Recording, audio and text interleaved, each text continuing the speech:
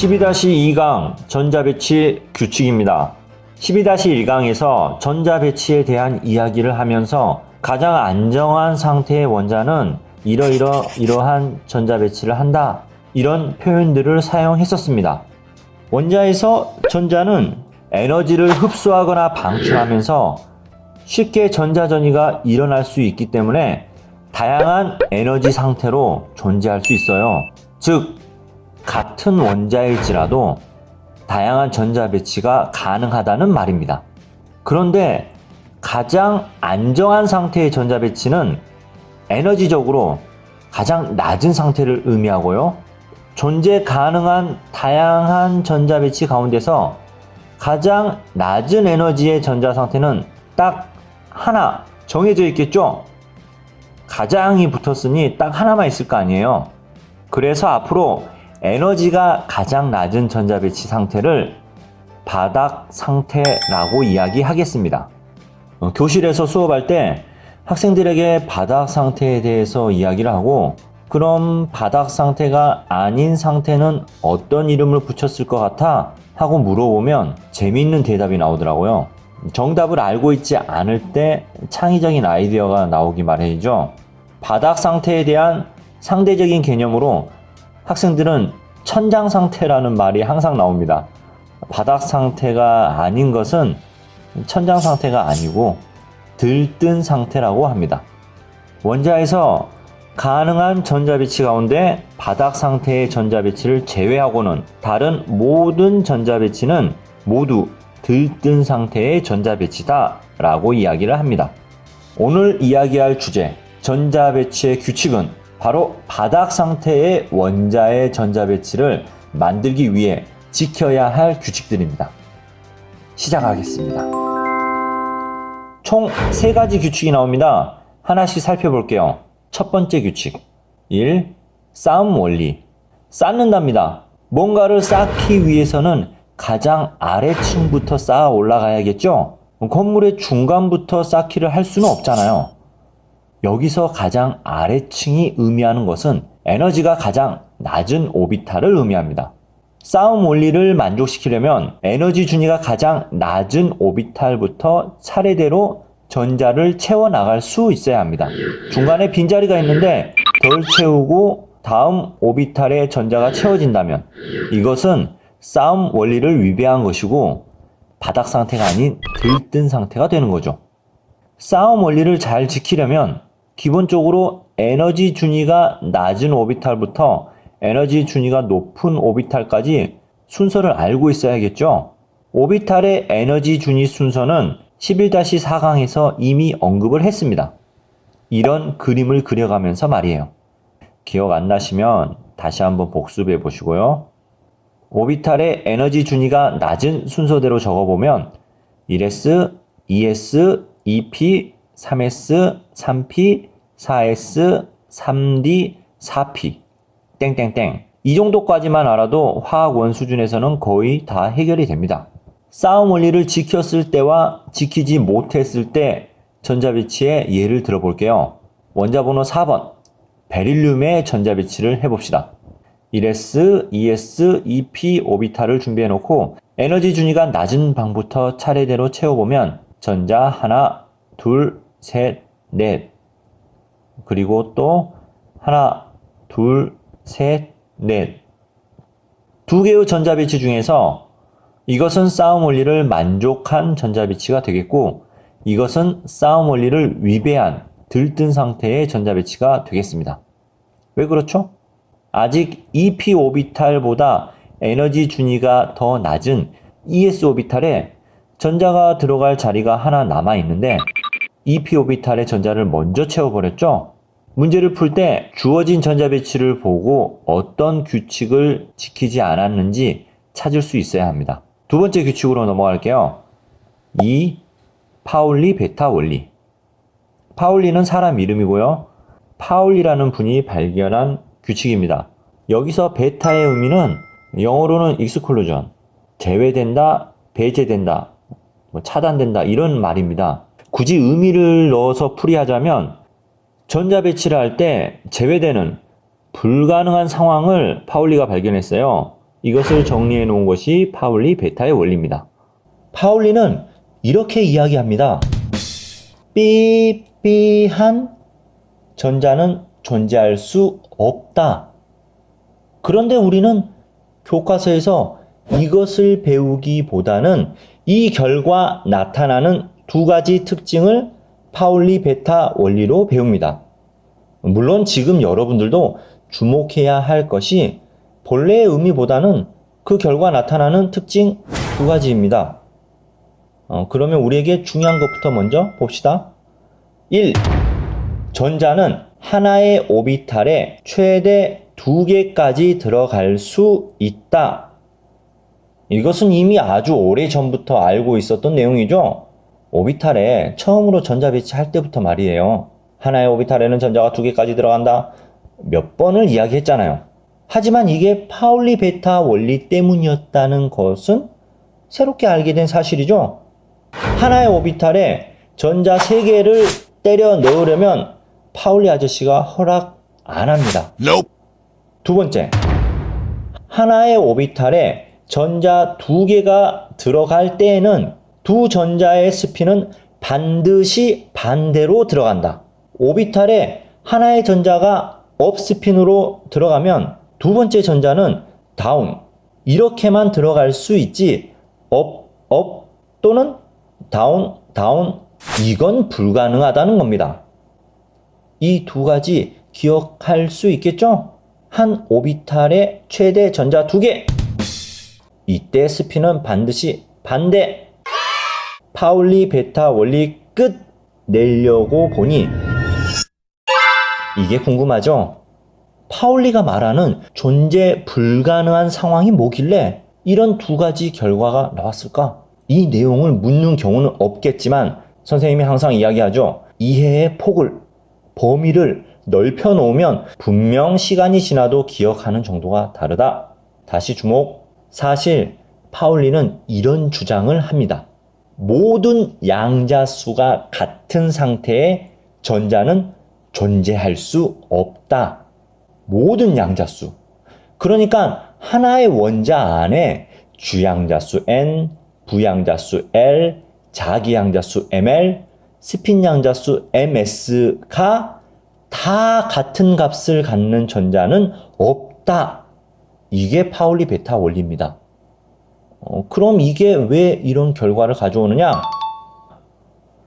이레스라는 오비탈이 있다고 가정합시다. 이 방 안에 전자가 들어간다는 것만으로 양자수 3개가 결정됩니다. 이랬으니까 주양자수 N은 1, S오비탈이니까 부양자수 L은 0, S오비탈이니 자기양자수 ML도 하나, 당연히 0, 1, 0, 0. 이 방 안에 전자가 있다는 것만으로도 3개의 양자수가 결정되죠? 그렇죠? 전자가 이렇게 들어갔어요. 업스핀으로. 그러면 마지막 양자수, 스핀 양자수 MS는 플러스 2분의 1. 1, 0, 0 플러스 2분의 1. 이 전자를 설명해 주는 4개의 양자수입니다. 그런데 여기 1s 오비탈 방에 전자가 하나 더 들어온다고 합시다. 이 방 안에 들어온다는 것 자체로 이미 몇 개의 양자수가 결정된다고요? 3개. 이미 3개의 양자수가 같은 전자가 됩니다. 1, 0, 0.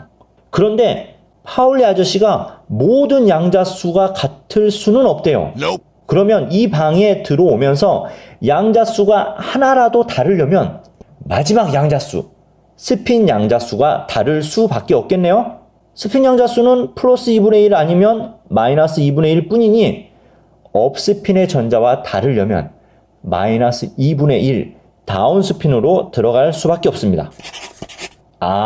그래서 같은 오비탈 안에 2개의 전자가 들어갈 땐 스핀이 반대라는 말이 나왔군요. 이거요. 그러면 혹시 여기 1s 방에 전자가 하나 더 들어갈 수는 없을까? 한번 생각해 볼게요. 전자를 이렇게 집어넣으면 스핀 양자수가 플러스 2분의 1이니까 4개의 양자수 모두 이 전자와 일치하게 돼버립니다. 그렇다고 이렇게 전자를 집어넣으면 이번에는 이 전자와 4개의 양자수가 일치하게 됩니다. 4개의 양자수가 다 같을 수는 없다고 했는데, 그러니까 전자는 같은 오비탈 안에 딱 2개만 들어갈 수 있습니다. 왜? 세 번째 전자가 들어가는 순간 모든 양자수가 같은 전자가 등장할 수밖에 없으니까요. 파울리 베타 원리 아시겠나요? 결국 이 내용을 바탕으로 이것을 기억하고 계시면 되겠습니다. 2가지.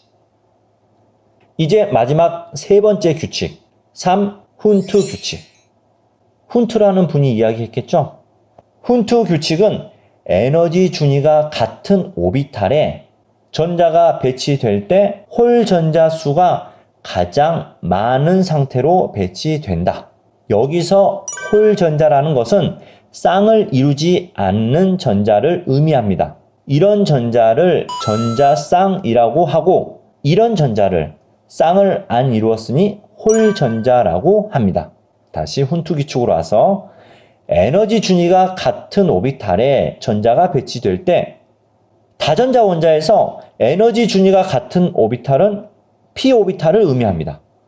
px, py, pz. 이 세 개의 오비탈은 에너지 준위가 같다고 했죠. 물론 d 오비탈도 있지만 고등학교 화학에서 d 오비탈에 전자 배치를 할 일이 거의 없기 때문에 선생님은 p 오비탈을 강조할게요. 여기 이 p 오비탈이 있다고 합시다. 이 중 하나는 px, 하나는 py, 그리고 하나는 pz 오비탈이 되겠죠. 자기 양자수로 이야기하면 하나는 마이너스 1, 하나는 0, 하나는 플러스 1이 될 테고요. 그런데 이 셋 중에 어떤 오비탈이 px 오비탈인지 py인지 자기 양자수가 0인지 마이너스 1인지는 모릅니다. 이런 건 물어보지도 않고 중요하지도 않아요. 중요한 것은 이 세 개의 오비탈이 에너지 준위가 모두 같다는 겁니다. 훈트 규칙 볼게요. 이런 경우, 에너지 준위가 같은 경우 홀 전자 수가 많게 배치한다. 왜? 홀 전자가 더 많으면 에너지적으로 더 안정하니까요. 왜 안정하냐고요?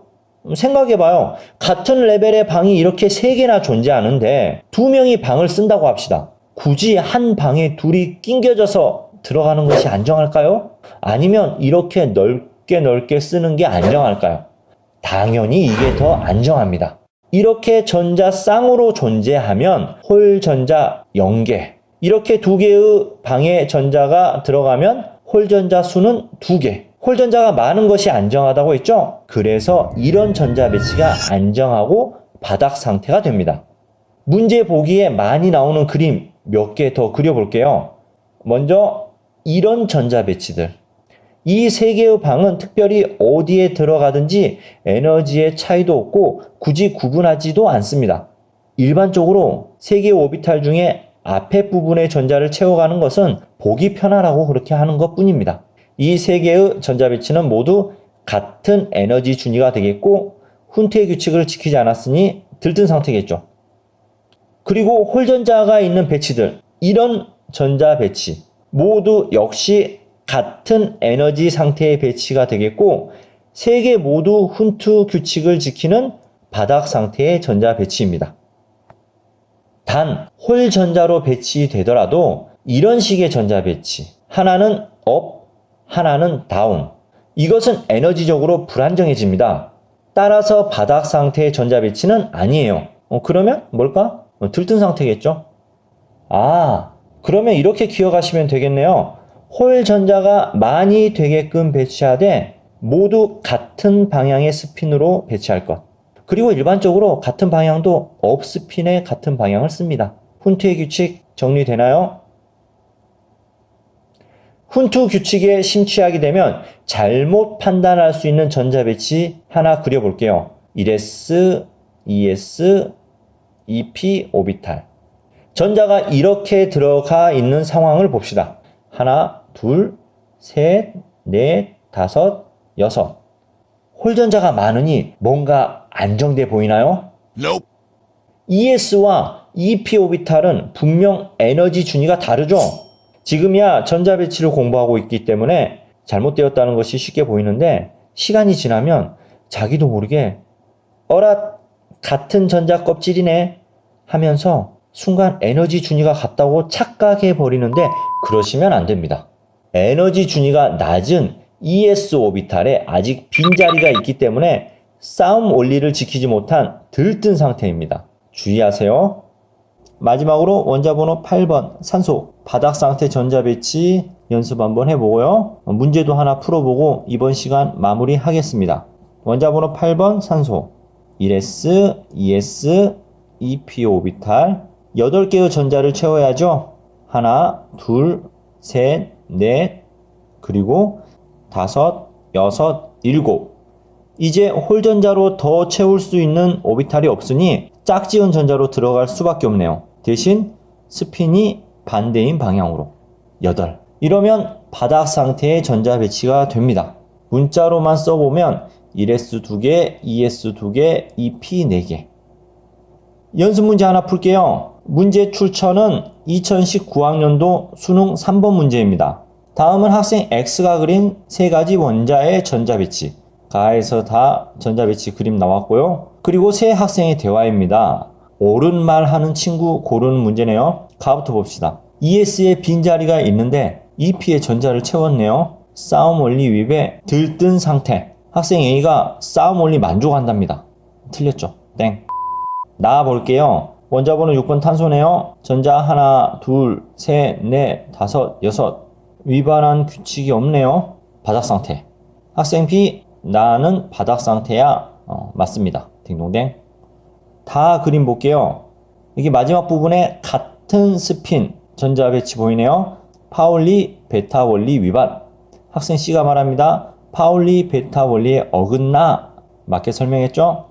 파울리 베타 원리를 위반했으니까 이런 경우는 들뜬 상태가 아니라 잘못된 존재하지 않은 전자 배치입니다. 결론적으로 학생 B와 C가 맞는 말을 했습니다. 세 규칙만 이해하면 너무 쉬운 문제죠? 이게 왜 3점짜리인지 모르겠습니다. 오늘은 전자 배치 규칙 3가지 공부했습니다. 3가지 규칙을 모두 만족시키는 전자 배치는 바닥 상태 전자 배치가 됩니다. 하지만 파울리 베타 원리를 지키지 않으면 잘못된 전자 배치, 말이 안 되는 전자 배치가 되겠고요. 싸움 원리 훈투 규칙 중 하나라도 안 지켜지게 되면 들뜬 상태 전자 배치가 되겠습니다. 기본적으로 여러분들은 원자번호 1번부터 20번까지는 바닥 상태의 전자 배치를 할 수 있도록 충분히 연습되어 있어야 합니다. 이런 빈칸표를 거침없이 채울 수 있어야 해요. 다음 시간 12-3강에서는 원자번호 1번부터 20번까지 바닥 상태의 전자 배치에 대해서 살펴볼 건데요. 이렇게 무작정 전자 배치를 하는 것이 아니라 주기율표와 관련 지어서 그 원소의 위치가 어디에 있는지만 알고 있다면 전자 배치가 어떻게 이루어질 것인지에 대해서 예측할 수 있는 방법을 알아볼게요. 오늘은 여기까지 하겠습니다. 안녕!